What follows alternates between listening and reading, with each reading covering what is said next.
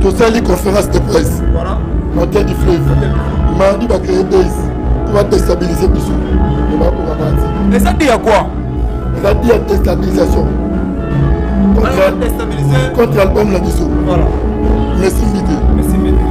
C'est quoi que ça va nous passer à la manière pour déstabiliser l'album Légende? Pourquoi on va la vendre? On va commettre dans la souka. Côté de Bango. Pour le moment, la ministre, tout qui peut se douter. Comment tu as ravi sur toi? Prêtre de la mission. Prêtre de la mission. Prêtre de la mission. Ah, il y a un moulin américain. Mais nous, tous, on a prêtre de la mission. Ah, mission, tu vas t'internet. On va mon sac à Sankarabane, prêtre.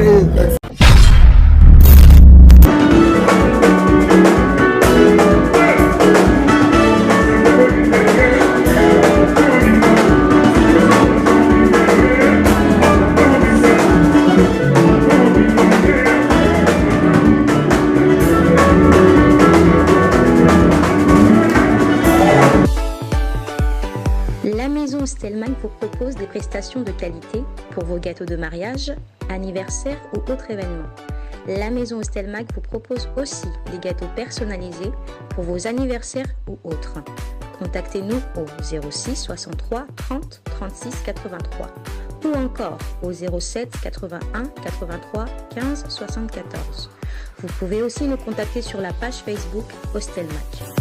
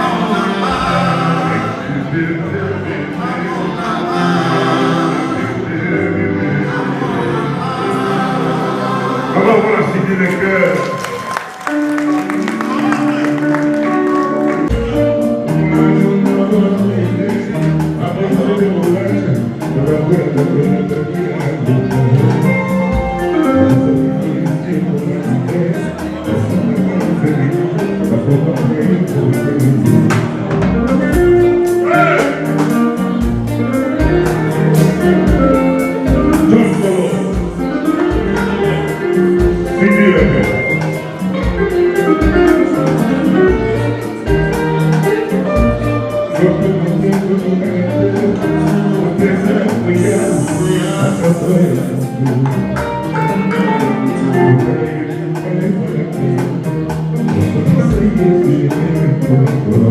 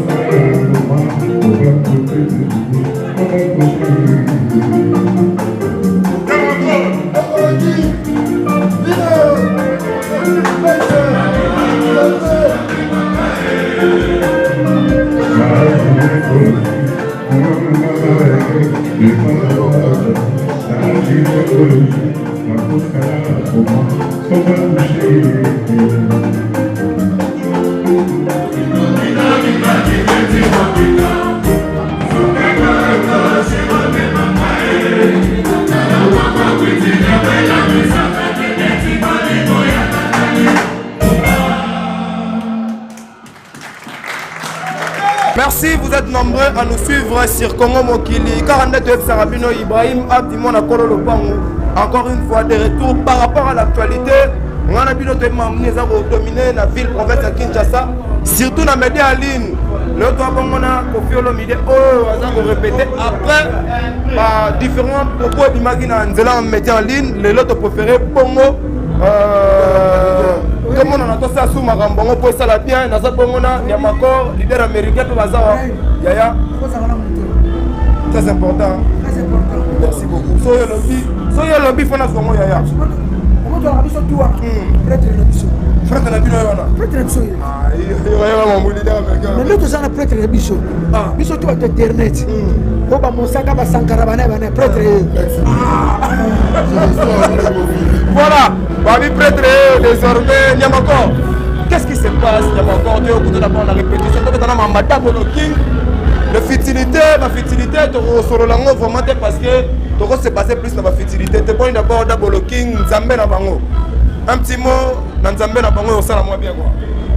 C'est là qu'on m'appelle sur la péninsule, la salle de l'émission là. Kawe. Maman la mola, maman la kofi. Fio za musique. Sala la wande tie. Fio musique. Fio musique. Fio za musique. Et là on est là c'est la musique. À cette très sauvage la musique. Il y aura un moyen, Samuel Eto'o. Porte rouge. Kangi Mabé. Mbembe. Kangi Mabé. Kangi Mabé. Wana ata oye. Na baseti. Les jeunes. Les jeunes. Attends, il y a 6, il y a 7. Les jeunes. Les jeunes d'État Moulandé. D'abord le King a répété, mais peut-être Bisso d'abord, news, il y a les jeunes d'État Moulandé. Tout ça, on a dit la répétition de Bisso. On a venu par semaine. La fanatique, tout la répétition. La chroniqueur, la répétition. C'est tout, on va s'en remettre. On va s'en remettre. La chroniqueur, la boulot. Rep les zones. Rep les zones, tout en fait. Un monde n'a pas de bana poto parce que poto n'ingana qui beaucoup de réactions salami par rapport à Niamakor un Sintaki, ma fille qui bis, ma fille qui Kofi Olomide, ma fille qui grand prêtre mère Cindy Olomide, Cindy le cœur plutôt, ma fille qui fingi. Un mot d'abord à dire par rapport à tout ce qui s'est passé en média en ligne. Yom Tozarana, Quadra Koramana, Cindy le cœur, number 1 à chanteuse belé à Mboka. Pourquoi bani na besoin de la média en ligne? Yo Osama Salanga, yo moni. On a dit qu'on attaquait plus. Tout ça, les conférences de presse. Voilà. Montagne du fleuve. Mardi va créer base. On va déstabiliser Bissou. On va partir. Et ça dit à quoi? Ça dit à déstabilisation. Contre l'album la Bissou. Voilà. Merci Mbité. Merci Mbité. C'est quoi qui s'en passe? On va passer à la manière pour déstabiliser l'album Legends. Pourquoi on va la bangonine? Comme dans la souka. Pour le moment, la ministre, tout qui peut se nous douter. Mais est-ce que Bigamani a salé sous 3 de réponses? Ah, ça, là. On a fait la promotion, on a fait l'album, on a fait Marmedélé. Donc, on a la ministre, on a fait le goût. La ministre, c'est un Ricardo. Chose à bien, on travaille la paire, la douceur. Ma danseuse, ma chanteur, ça va. Si toi là, on est normal. Tout à fait. On va faire la petite base à calme. Babi, on a molé, moi, on va la déstabilisation. On va créer contre Kofi Olomide. On va tout amonter. Baki Mango Benda. Basa Galibanda. Et ça bien. Mais ça, c'est un programme d'abord le King, programme au quartier latin Mobimba. Est-ce qu'il y a des voyages? Est-ce qu'il y a des concerts? Non, parce que ces derniers temps, il faut focaliser sur l'album Legends. Au lieu de la fertilité, tant mieux s'occuper de l'album Legends.